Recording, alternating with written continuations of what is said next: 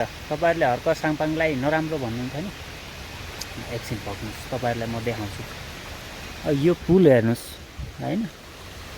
अब पहिले यताबाट यो हैन यता परबाट घुमेर यो गाडी थिमबाट यस्तो घुमेर यहाँबाट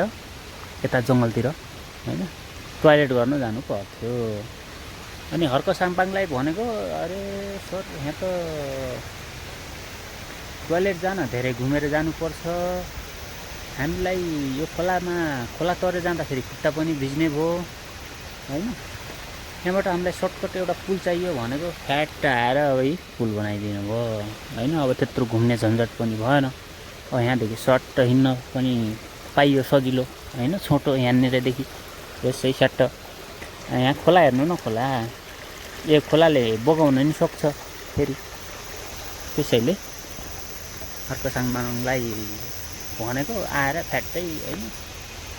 किन चिन्ता गर्छौ तिमीहरू हामीलाई भन न हामी श्रमदान गरेर क्युआर राख्दियो भने त ड्याङ जति पनि पैसा आइहाल्छ चिन्तै गर्नु पर्दैन हामी आएर बनाइदिन्छौँ भनेर अब यहाँ आएर पुल बनाइदिनु भयो हैन यो खोला यो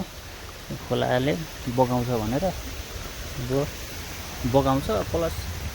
घुम्न पनि धेरै छेउ हैन सर्टकट पुल भएपछि त सट्ट सिधा छोटो भयो बाटो यस्तो विकास गरिदिनु भएको छ हर्क साङपाङले अब कसैले अब फेरि विरोध गरिहाल्छन् हर्क साङपाङ अरे यस्तो गर्यो उस्तो गर्यो उहाँ पर दार्चुलागी बजाङतिर गएर पनि त्यस्तो राम्रो काम गर्नुभएछ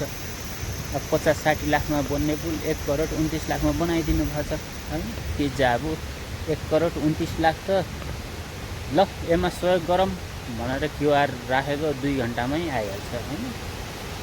त्यति जाबु त्यो 1 करोड 19 लाख त हो किन विरोध गर्नु म त यस्तरी विकास गर्ने नेता हैन यस्तो विकास भइरहेछ हाम्रो नेपाल यस्तो विकास भयो भने त अनि कोही नेपाली त मर्नु पर्दैन यहाँ हेर्नु न यहाँ पुल यो फेरि बजार जानलाई हो यो हैन यो बजार जानलाई अनि एउटा पुल माथिपट्टि छ त्यो घर जानलाई साँझ बिहान अब घर जानै पर्यो ड्युटी काम गर्न आउनै पर्यो त्यसको लागि त्यो माथिको पुल भयो त्यो अब यो नुन तेल किन्नलाई कहिले हैन अब सोडा साबुन किन्नलाई बजार पनि जानै पर्यो त्यसको लागि फेरि यो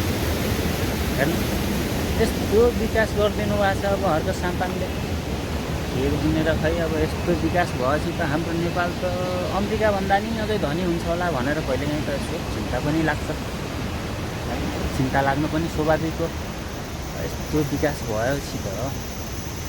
हाम्रो देश त साँच्चै नै धनी हुन्छ क्या हो क्या ठिकै छ धनी भएको राम्रो हुन्छ नराम्रो होइन धनी भएको राम्रो हो त्यसैले म त खुसी छु एकदम खुसी छु हैन टोयलेट जानलाई सिधा आएर पुल बनाइदिएपछि कोही खुसी हुँदैन त